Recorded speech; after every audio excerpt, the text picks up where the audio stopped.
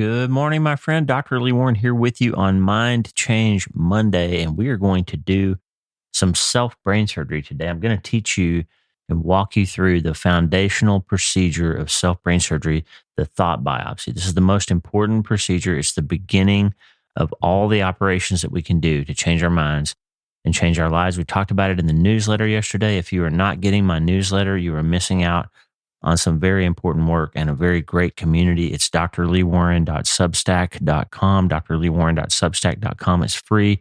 There are things you can pay for, but the newsletter is always free. And yesterday, we talked about learning to control your mind and how to work through this foundational procedure.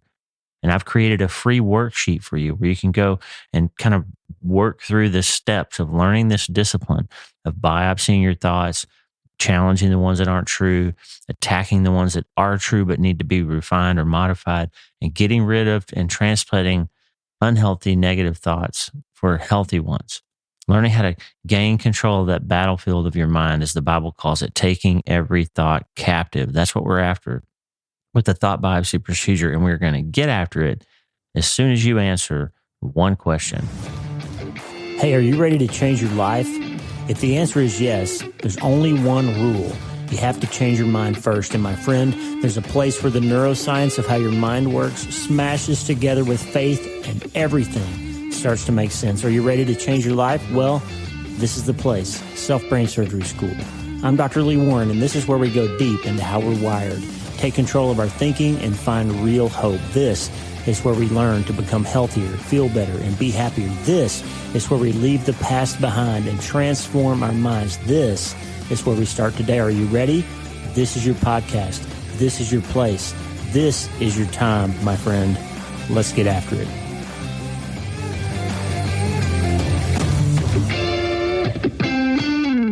All right, let's get after it. Hey, in brain surgery school, neurosurgery residency, one of the first procedures that we learn how to perform is called a brain biopsy. This is a very important foundational procedure for neurosurgeons. And here's why.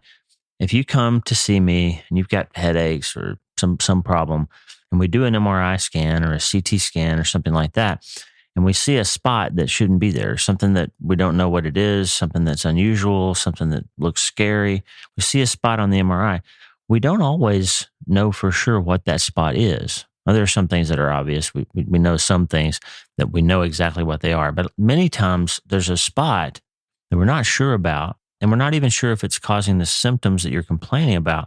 And so it would be completely nuts if you came in and said, hey, I'm having headaches, and I did an MRI, there's a little spot there, and I wasn't sure what it was. If my next statement to you was, okay, let's go to surgery, let's just go in there and remove this thing and do radical brain surgery, give you some chemotherapy and radiation and put you on all these drugs, you'd say, wait, time out.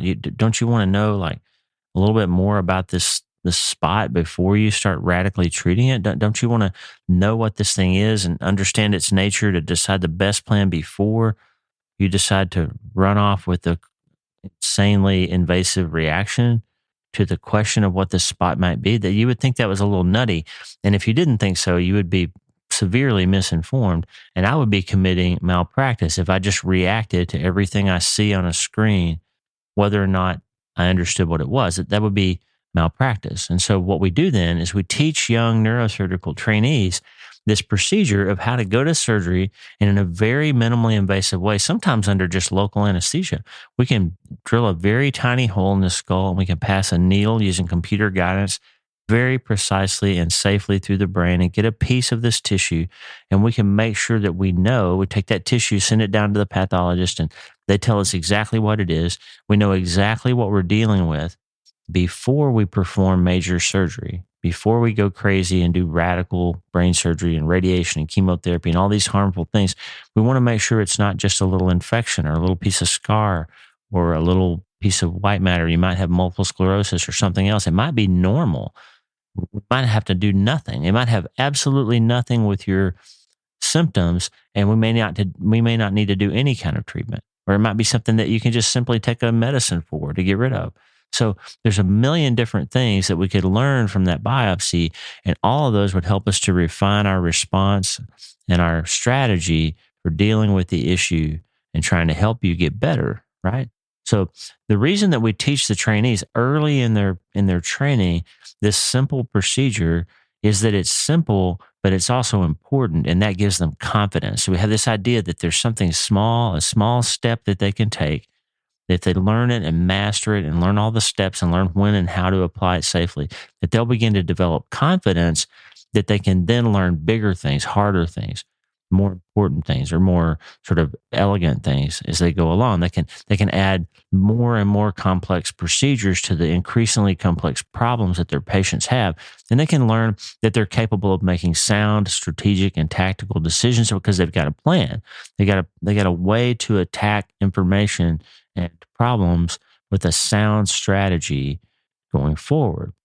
And in the same way, friend, I just want to communicate to you, self-brain surgeons, that's all of us, that's you and me, we need to learn to biopsy our thinking before we react mindlessly to it. You got tens of thousands of automatic thoughts every day that just pop into your head. And the interesting thing is they sound like you, right? You've got this voice in your head that's always popping up and say, hey, why do you always do that? You'll never get this done. Every time you try that, you fail. I don't even know why you're trying this new thing. She's never going to forgive you. He's never going to come back. This outcome of this procedure is going to fail and you're going to die. You're a disaster. You're a loser. You remember, you hear these thoughts, you hear these voices. They always sound like you. They're always accusing. They're mostly negative, and you just hear them all day long. And the problem is they sound like us. And so we think that we're thinking those things. And I need to remind you, you're not your brain, okay? Your mind and your brain are separate things. I hope that in the course of doing this podcast, I've convinced you of that. I've shown you the science, the physics, the psychology, the physiology, the neuroscience research, and brain imaging. It is very clear to an honest observer that the brain does not create this illusion of mind. You're not just a bunch of neurons in your head, but mind and brain are separate, and mind actually is in charge. Mind has top-down control over brain. But the brain's job is to constantly automate things, and so you don't have to spend as much mental energy thinking about them and executing them, so you can use your mental energy for other things. A good example is breathing. The brain wires together a bunch of different neurons in your brain that all subserve the function of breathing, so that you can breathe anytime your mind tells you to take a breath. Like I can tell you, hey, take a breath, and your mind hears me say that, and your mind tells your brain to tell your body to take a breath. That's fine. You can do that from mind down. But then your brain says, hey, you know what? I need to breathe in order to survive. But if I had to think about every breath I would take, that would take a lot of mental energy. And when I fall asleep, I would stop breathing. So I need to automate that process so you don't have to think about it as much. So then brain wires together through what we call Hebb's law. Neurons that fire together, wire together. They create synapses to generate programs to run things automatically that don't require your mental energy. And so you breathe automatically, right? That's a good example of what brain does. Brain wires things together to automate as many things as possible to reduce the mental energy and directed mental input that you need to have to run your life in a safe way. So your brain's always out there saying, what do I need to do to survive? What do I need to do to make things easier for the boss, the mind? And so brain does all that. The problem is brain also is constantly assessing your environment for threats. And so brain looks out and says, oh, I see this thing happening. I need to decide if it's a threat or not. And then that's when hippocampus gets involved. And hippocampus begins to retrieve memories and infuse those memories with information from the current environment and emotional inputs that relate to situations that are similar or that you've been through before. And the memory gets kind of infused with this current information, the status that you're in now, and a bunch of emotional information. And that's presented to your mind in something that sounds like a thought to you. And it says, oh boy, every time this happens, I get hurt. I need to be scared here. I need to be anxious. And you'll get all these physiological clues that you feel anxious. And if you're not careful, if you're not discerning to understand that brain is just presenting a program of information, a packet to you, you'll think you're having a thought that you're in some kind of danger, or that person's going to hurt you, or that this situation is just like the last situation and you need to react in the same way. And before you know it, you'll send the consent down to brain to run the program the way you've been running it. And remember, what you're doing, you're getting better at. So if you've automated a bunch of responses that turn out not to be very helpful to you, in response to every time you think you're thinking a particular thought, then you'll run that program without even thinking about it. And that will further wire in that response. It'll become easier and easier and easier to have the same response. And you'll be running plays that the quarterback didn't call, or the brain is running plays that the mind didn't give anything but a little consent to. And before you know it, your life looks like every day is the same.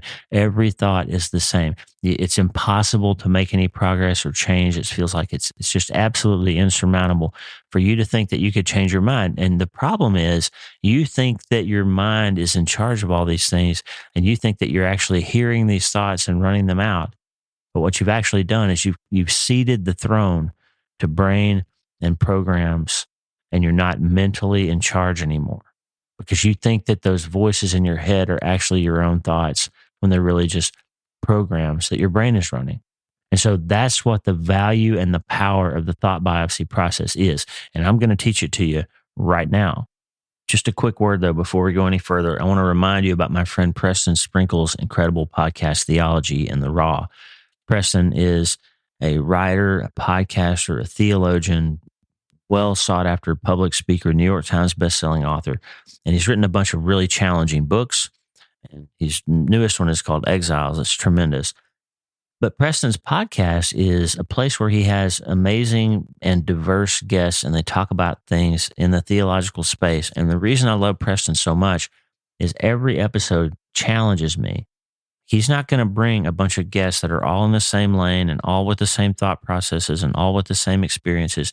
And he's going to have some guests on that you disagree with. He's going to bring some information that challenges you and stretches you and makes you think about things from a new way. One of the things I think is wrong with our society right now is that we're all huddling up with groups that look the same, think the same, and that pretty soon leads to this idea that everybody in the other side of the aisle is your enemy, or that they're all a bunch of whack jobs, or they're all lost, or they're all crazy, or whatever. And we forget that the kingdom of God is all nations, tribes, and tongues, and that sort of implies that there's going to be some Christians, some brothers and sisters of yours who are going to be in heaven that don't think politically or ideologically in the same way that you do. And so Preston's work is really powerful and important, and I always come away from an episode not necessarily agreeing with everything I've heard, but having grown and learned from understanding somebody else's perspective, that these are people to be loved. They're my brothers and sisters, and they have a different idea than I do sometimes. And sometimes I find myself saying, you know what, that was right. I looked at that maybe in a different way I needed to refine my thinking a little bit. So Theology in the Raw, really helpful, powerful podcast. I think you'll enjoy it. Check it out from my friend Preston Sprinkle anywhere you listen to podcasts, Theology in the Raw. Okay, I'm going to teach you how to do the brain biopsy. Now, if you get the newsletter, there's a link yesterday to a worksheet that I made, a free little PDF worksheet where you can understand how the biopsy works, kind of work through it. Okay, there's some tools to help you develop this as a strategy, as a practice. Remember, medicine is a practice. We don't ever say we've arrived at being the perfect neurosurgeon. We're practicing neurosurgery all through our lives. And so you have to sort of get this idea that you develop a technique and you get better at it. And what you're doing, you're getting better at, that you get better at it by doing it. So don't be overwhelmed with the idea when I tell you got to take every thought captive, like 2 Corinthians 10:5 says. And that sounds impossible because you have thousands and thousands of thoughts. But what you do then is you begin to try to just get a little bit, like take a minute every hour and see if I can control every thought that I think for the next hour, for the next minute of that hour. And remember the rule, if you improve something 1% per day, you can get 37% better in 1 year. And so it's not overwhelming if you take small steps. My dad always used to say, how do you eat an elephant? Just one bite at a time. Like, it seems like an impossible task, but if you just keep eating one bite at a time, you'll eventually eat the elephant. And that's how it's going to be with becoming really, really talented self-brain surgeons, to get control over our thinking instead of being out of control. Instead of reacting, we're going to learn how to respond with a good tactical and strategic plan, just like those beginning baby neurosurgeons do when we let them start to do needle biopsies, okay? But remember the first 3 commandments. This is important. The first 3 commandments of self-brain surgery. You must not commit self-malpractice. So that means it's important to learn this, because if you're reacting to every thought that you have, that's self-malpractice. And you can look back over the course of your life and you can remember the times that you responded angrily to a text message without thinking through it, only to find out that you were wrong. You yelled at somebody, you did something you didn't want to have done, or you woke up the next morning with the tomorrow tax and you did that thing again that you swore you were never going to do again because you didn't learn to respond to a negative thought. You just reacted to it. You just gave in to the same old, same old. Remember, feelings aren't facts. They're chemical events in your brain. Thoughts aren't always true. They are programs that your brain is running. Remember, your brain is not in charge of you. It's not the boss of you. Your mind is. Your mind is the programmer. Your brain is the computer. Your mind is the surgeon. Your brain is the patient, okay? And that's what we got to get. So I want you to remember those 3 commandments. Remember that bad thoughts, negative thoughts, automatic thoughts are programs that your brain is running. Daniel Amen's talked about these, and he actually has broken out sort of 9 types of negative thoughts that you have. And if you understand that you can start to biopsy these, you sort of take a piece of a thought, look at it critically, and decide what its nature is, then you can begin to see these programs and go, you sneaky devil, I see what you're doing. And also sometimes it is the devil. Remember, you have a spiritual enemy who wants to steal and kill and destroy your life. So sometimes those thoughts that you think aren't so innocent. Sometimes they're trying to tempt you or drag you away or hurt you or limit you or hinder you or trip you up. And learning to biopsy your thoughts before you react to them is an incredible tool to not only develop some spiritual discernment with the Holy Spirit's help, but also to develop some practical discernment of just learning how to recognize a program for what it is and deciding to change a program before you run with it. Okay, so Daniel Amen has given us these 9 types of negative thinking you can start to identify if you think about them. In his tremendous book, Your Brain is Always Listening, it's one of my favorite books, Your Brain is Always Listening by Daniel Amen. He says there's these all or nothing ants. These are the ones that attack me the most. It's like, oh, this guy's always doing this. I'm never going to, I will never be able, I could try that for the rest of my life and it's never going to be okay. I'm always going to be this way. The all or nothing ants. It's just programs, okay? Nothing's all or nothing. Nothing's all or nothing, always, ever, never. Nothing is in life, okay? There's also these less than ants. Boy, if I was just as pretty as she was, I would have a better life. If I just had as much money, if I just was as lucky as that guy, it's these sort of less than. I'm not as good as you, therefore I shouldn't even try. Like I can't pull this off because I'm not as smart as you. I don't have the right genes. I don't have the right background, or this thing happened to me that hurt me. And I'm always going to be less than you. Not true. It's a program.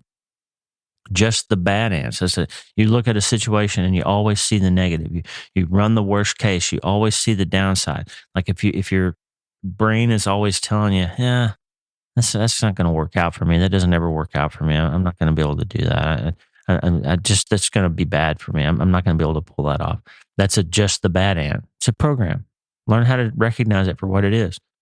There's these guilty automatic negative thoughts, thinking like, I should do this, I must do this, I have to do this, I need to do that, I ought to do that. Those are often programs. If you start to hear those qualifiers, that they produce shame and regret, and sort of you get stuck because you feel guilty or obligated to run a particular program, and you don't have to. There's these labeling ones. You're attaching these negative labels. I'm such a loser. I'm such a disaster. I'm never going to be, I'm a nightmare. These are these labeling ants, and they're not true. There's fortune-telling automatic negative thoughts.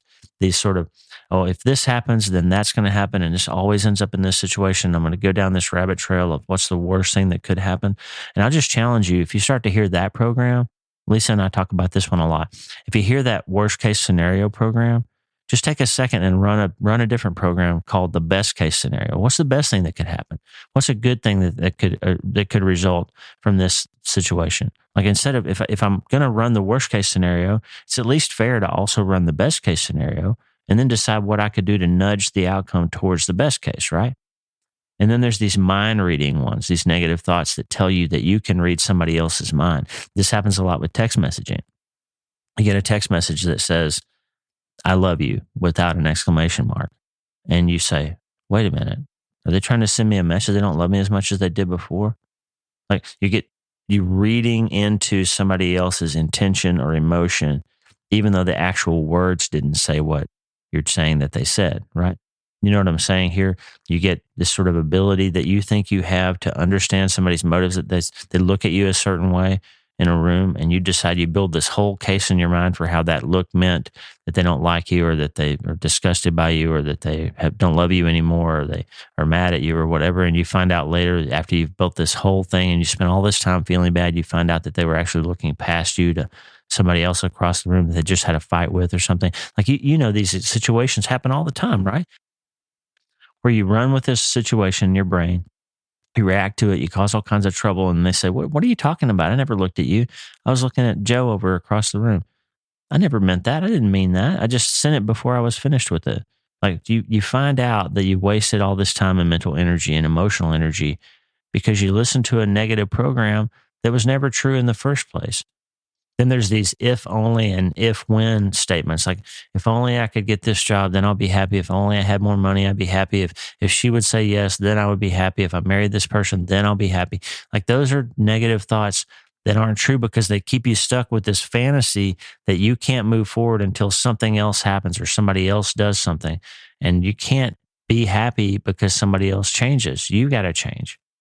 And then there's these, in the same vein, these blaming ants. They say, well, everything that's wrong with me is somebody else's fault. Or, boy, I was fine until this happened, or so-and-so did that, or she left, or he quit, or whatever. Then I would have been okay if they hadn't done that. And I won't be okay again unless they undo that. Like, that's just not true. You can't build your life, your mental life, on somebody else's behavior. You just can't. So understanding that there are a whole lot of different types of programs that your brain runs that are negative and not inherently true is a key strategy, a key character trait for you to start looking at these things critically. So how do you run the biopsy? Well, let's go to the worksheet. Let's just talk through the worksheet for a minute. Because remember, you have these tens of thousands of thoughts every day, most of which aren't true. Most of them are negative, and you believe that they're authentic because they sound like your voice. And learning how to gain control of them is the first step towards becoming healthier and feeling better and being happier. And just like in real neurosurgery and physical neurosurgery practice, once you master the biopsy, we can go on and I can teach you more and more complex operations for things like lousy attitudes and anxiety and depression and guilt and shame and trauma and grief and all these things. I can teach you all these procedures for how you handle specific things, but not until you get the discipline down of biopsying your thinking, recognizing automatic little programs that your brain is running, recognizing automatic negative thinking, and deciding it's time to respond instead of react. Okay? So here's the procedure. The first one is like, identify a thought that pops into your head. Now, it would be helpful if you print this worksheet out and start to write these things down. Identify a thought that pops into your head often. Like nobody loves me. I'm not a good parent because I lost a child. I have that one all the time. Like, who are you to talk to your kids about anything? You lost one. Your son didn't make it all the way to adulthood, so you must be a bad father. Like, I had that kind of negative thought that pops in my head. And then what do you do when you respond to it? That thought, when you react to it. And so think about, if I have this particular thought, I tend to find myself reacting this way. I drink alcohol. I send an angry text message. I gamble online. I shop. I watch pornography. I do whatever. I call somebody I shouldn't call. When this thought happens, I tend to do that. So whatever it is, just identify that. Just find one, okay? One thought that you frequently have and how you typically react to it. Write it down. And then step 2 is, let's do some interrogation. So just like the pathologist, when I take that piece of tissue, I walk it down to the pathology lab, and they put it under the microscope and look at it and begin to describe what they see and ultimately can build a diagnosis. We're going to do the same thing with our thoughts. The first question is it true? Like, is this thought true? And sometimes it seems true or feels true or it's sort of true. And that's in the spiritual warfare realm. That's the way the devil loves to operate. It's to tell you something that's kind of mostly true. And so you have a hard time recognizing it as a lie because it's kind of wrapped in some truth. So if it feels true, then ask some further discerning questions about it. And Daniel Amen's been helpful here to me this as well. He's got a tool that he says, is it absolutely 100% true all the time? Is it always true? Is it completely true? So then you can start to unwrap that onion of that thought and say, well, I have underperformed in this area, but I don't always. I can feel like nobody loves me, but the truth is I have a family that does love me, and they're good people who care about me. That there are some people who care about me. So it's not true that nobody respects me or nobody loves me. Like, you can start to unwrap that. It's not 100% always completely true. And then what would I think about it if I heard my loved one or somebody I cared about? If I was a compassionate observer and somebody else was describing this thought to me that they were having, would I think it was true in their case? Like, if they said to me, if your friend who you love said, I have this thought that nobody loves me, and then I get depressed, and then I start drinking, and then I do this and then I do that, you would say, wait, I love you.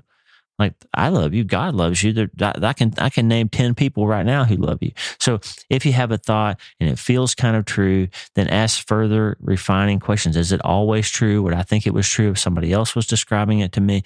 That sort of thing. And then if it is true, is it necessary for me to think about it? Like, I have this thought, oh, the world's really in trouble and there's billions of people starving to death and all that. And it's in the middle of the night, it's 2 a.m. and you're trying to sleep and you're running down that rabbit hole of all these overwhelming things that are true in the world. But you can't fix it right now. You can't do anything about it right now. So you don't need to react to it by spending the entire night with your gut churning, worrying about it. What you can do is pray about it and say, God, if it's in your will, like, give me some ability to do something about this situation.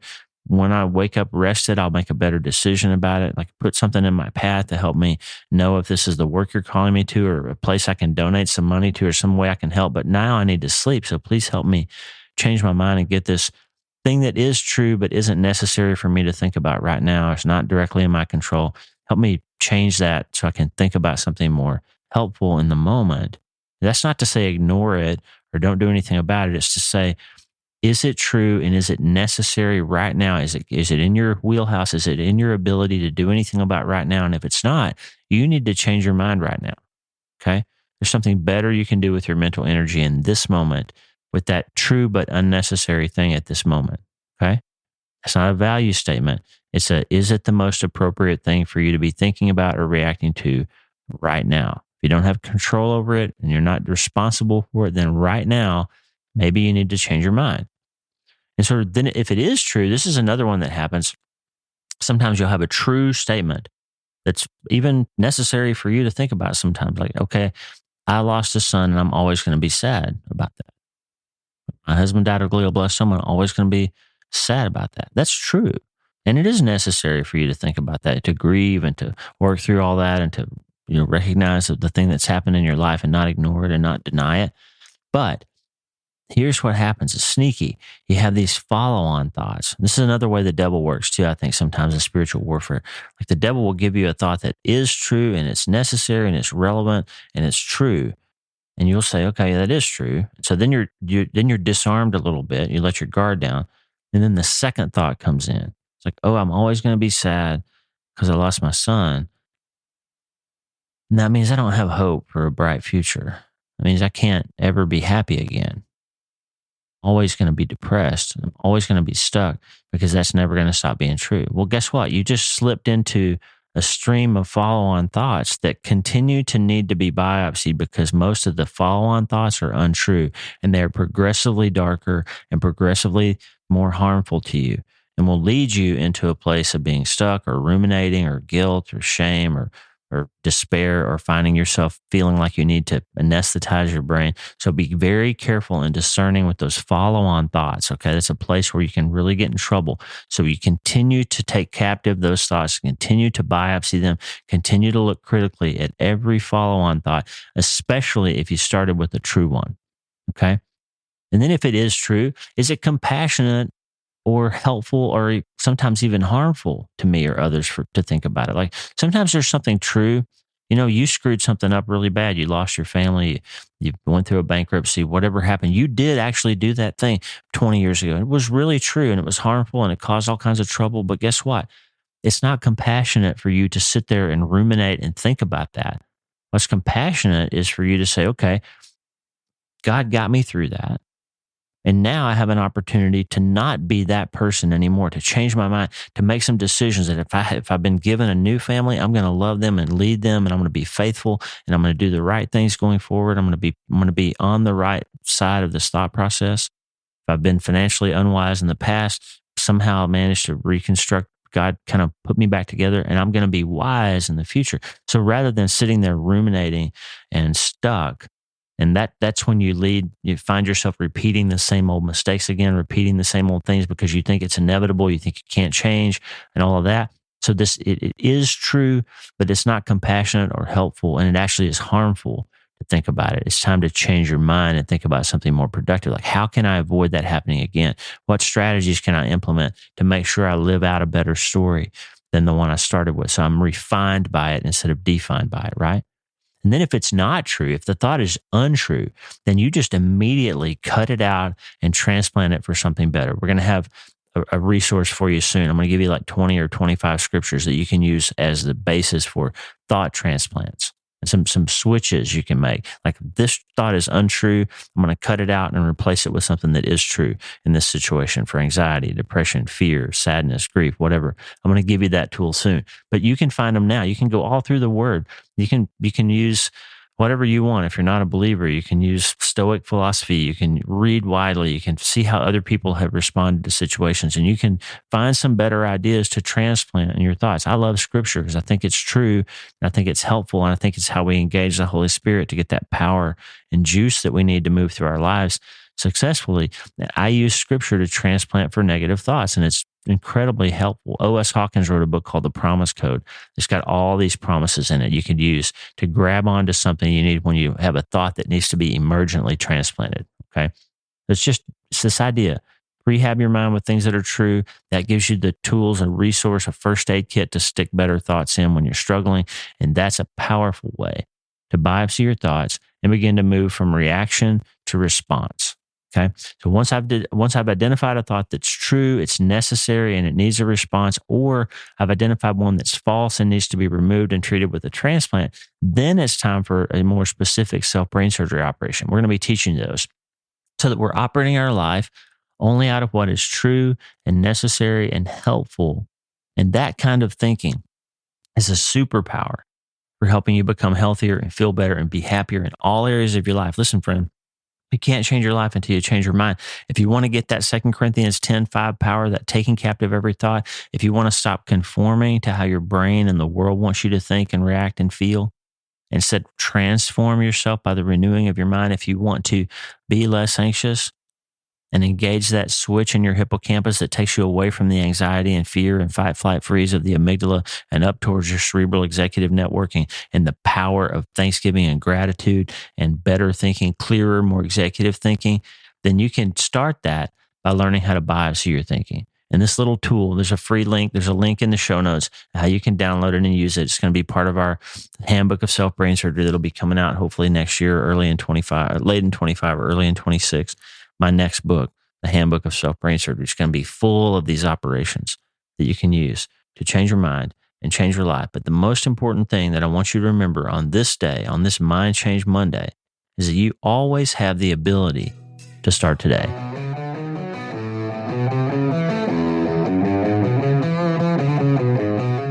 Hey, thanks for listening. The Dr. Lee Warren podcast is brought to you by my brand new book, Hope is the First Dose. It's a treatment plan for recovering from trauma, tragedy, and other massive things. It's available everywhere books are sold, and I narrated the audiobooks. Hey, the theme music for the show is Get Up by my friend Tommy Walker, available for free at TommyWalkerMinistries.org. They are supplying worship resources for worshipers all over the world to worship the Most High God. And if you're interested in learning more, check out TommyWalkerMinistries.org. If you need prayer, go to the prayer wall at wleewarrenmd.com/prayer, wleewarrenmd.com/prayer, and go to my website and sign up for the newsletter, Self-Brain Surgery, every Sunday since 2014, helping people in all 50 states and 60-plus countries around the world. I'm Dr. Lee Warren, and I'll talk to you soon. Remember, friend, you can't change your life until you change your mind. And the good news is you can start today.